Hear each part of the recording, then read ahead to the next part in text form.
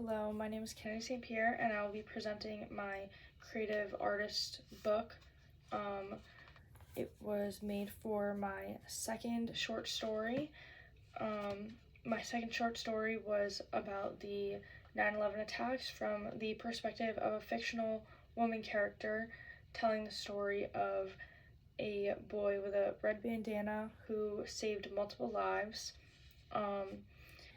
And so to start, this is my cover and this is the back. It's kind of a smoky look to kind of go along with the smoke and the fires of 9/11. This is the first page, and I'll just go ahead and read it to you. The distant roar of traffic like the steady beat of a heart. The car is merely the blood pumping through. And this is a good representation of this line.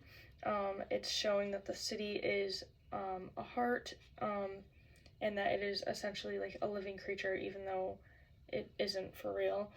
And it shows a heartbeat at the bottom, and that's going to be something that I carry throughout the entire picture book. And then this is a sketch of the cafe that the woman goes to on a regular basis and gets the same coffee with the same barista. And it says, "I stopped by my regular coffee shop," and we carry on the heartbeat. And then on the next page, it is all black because this is when the towers are hit and disaster strikes. 8:46, the North Tower is hit. 9:03, the South Tower is hit. And this is where the pulse flatlines to show that there was damage done to the city and to the beating beast that represents the city. On the next page, it is also still all black, except this is where the boy with the red bandana comes into play. Although you can't really see him through the smoke, his red bandana was silhouetted and was able to be seen.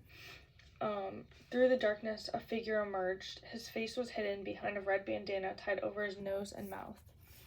And then on the next page, this shows a picture of a stairwell that represents the stairs that they had to descend in the towers, and how the boy with the red bandana led them down the stairs.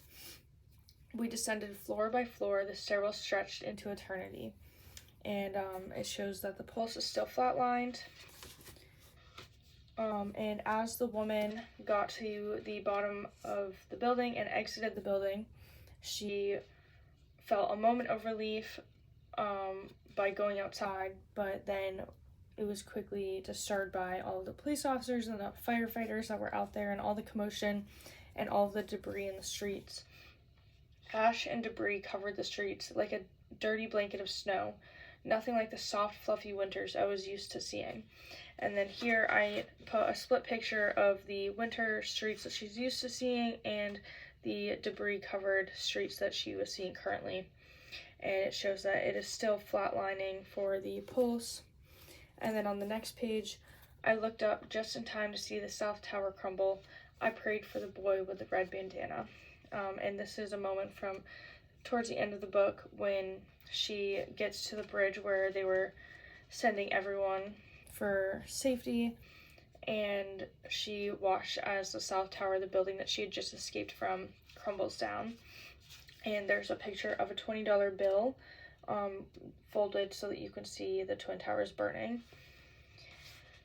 And then on the last page, it is just a silhouette of the city with lines showing where the Twin Towers were. He had saved so many of us, and this is where the pulse comes back, because even through this disastrous terrorist attack, there was still a little bit of hope that even though the boy had died during this attack, he was able to make a lasting impact on multiple people's lives.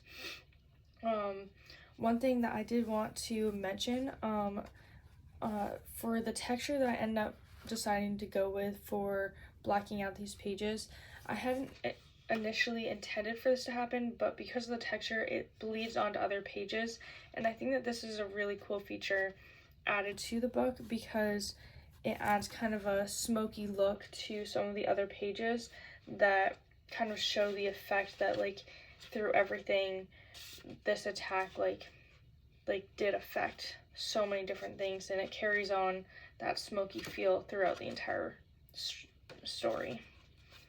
Thank you.